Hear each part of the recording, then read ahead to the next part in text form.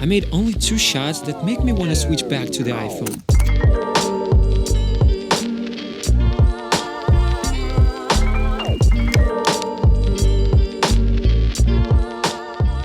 Recently, one company that's making lenses for phones reached out to me and said they have an upcoming lens set for iPhones. And the only thing they included into their email, well, actually 2 things, 2 photos. One photo taken with the iPhone portrait mode and another photo taken with their telephoto 60mm lens. Well, after seeing this, I was like, okay, send it my way.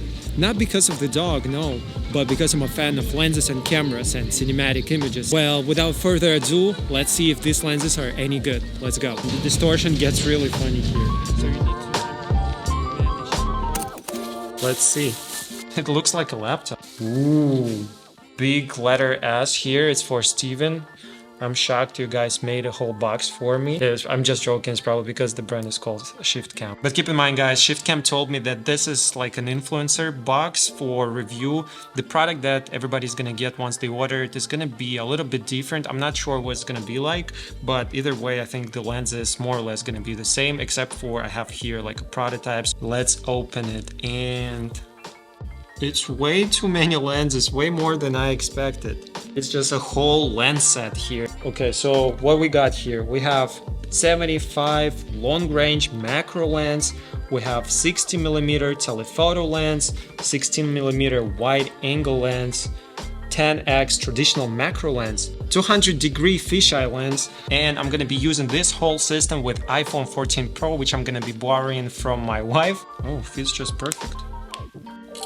Oh, you know, I'm a boomer now when it comes to iPhones. Right now, I think that S23 Ultra has superior camera, but I think with all these lenses, probably it's gonna be worth using iPhone again, but I'm not so sure. Let's test it. Guys, I guess Shiftcam did not give me the case. You just have to carry the box. Yeah, I guess this is gonna be our carrying case for today's video. Let's go outdoors.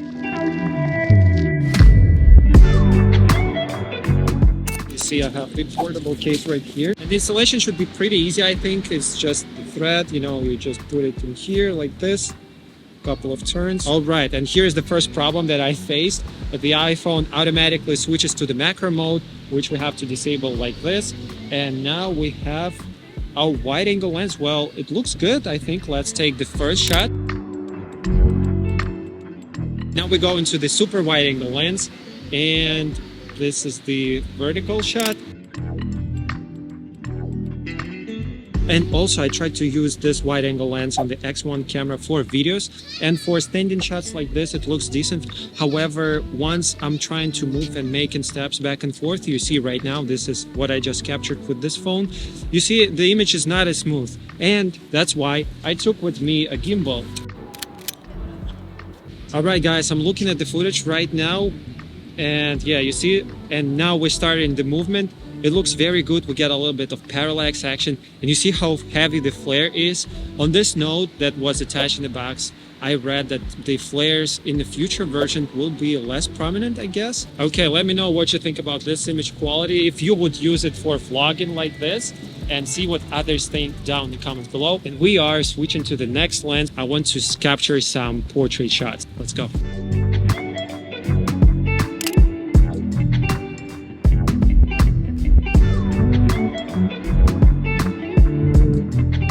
Alright guys, now I have the telephoto lens. This is 60mm. You can use it on X1 camera, but also you can put it on the X3. And if you do that, in that case, this lens actually makes the whole iPhone system work like S23 Ultra with the super telephoto zoom lens. Let me show you. Okay, so you see this is the X3 camera. It looks very nice, yeah, but we can go even closer than this with digital zoom.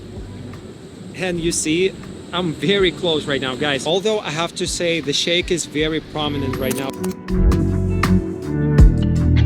If you film it with X1 camera, the image is really good. There is optical blur, it just looks better. However, there is a catch. If you use it on X3 camera, well, in that case, the shake is really prominent, and you're better off using this lens on a tripod. And some can say, well, Steven, cinematic mode is also available on the phone. Well, you see, cinematic mode gives you artificial blur, and this one is optical. This shot is made with this 60mm lens, and this one is the cinematic mode.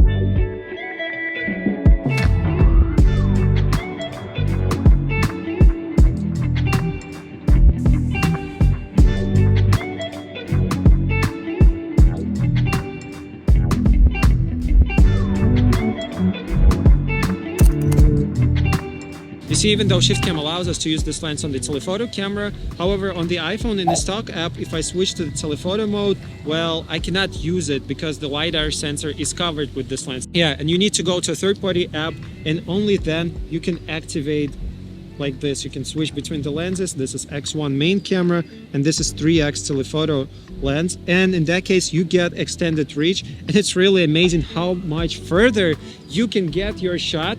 And I think in that case, if you want to get similar results to the S23 Ultra, then you definitely need a tripod or monopod so you can hold your phone still. And you see, we can even reach people on the other side of the river. It's crazy. And just for a quick comparison, guys, this is the field of view you get with regular X1 camera. And then if you install this lens, this is the field of view that you get in. And then if you install this telephoto lens on the 3x camera, this is the field of view. All right, guys, that was telephoto lens. Now I'm getting hungry. Let's go find something to eat and also test at the same time this fisheye lens, which I think is the best looking lens out the whole set. I'm not sure about the image it produces. We have yet to find it out. So let's go find some food. Hey guys, so this is the fisheye lens. You see the wide perspective, and let me remove this lens so you can compare it to the X1 main camera. You will see in just a moment how it looks. Well, you see, not so good. So I think it's a very special lens that you have to use on special occasions, not for everything. It's best for vlogging, it's best for filming or taking photos of architecture in tight spaces. I think it's good for that kind of shots.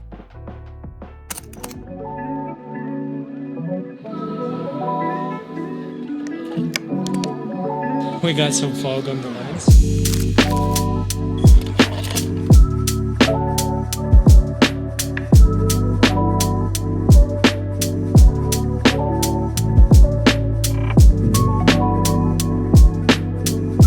Now let me show you my travel cinematic kit. I think that besides the lenses, the most important part is the lighting. This is why I'm using this new moleless light, so it's plenty powerful and very portable. It's actually so powerful even at 1% that I had to use a napkin to diffuse the light a little. While filming this sequence, I realized that my favorite lens from this kit is the long-range macro lens. This lens can only focus up close to the subject, so when it's paired with decent lighting, it becomes an amazing combo providing unique perspective. So here is the result.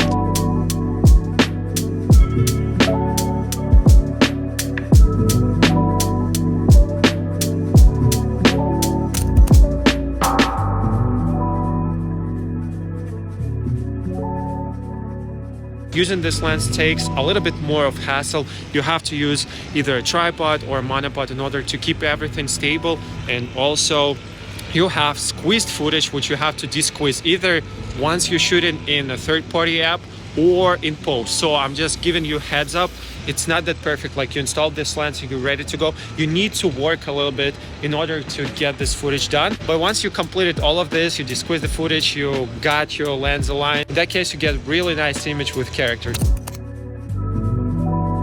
You see, with this lens, it's very important to align the lens with the horizon so you don't have any weird distortion. Let me show it to you.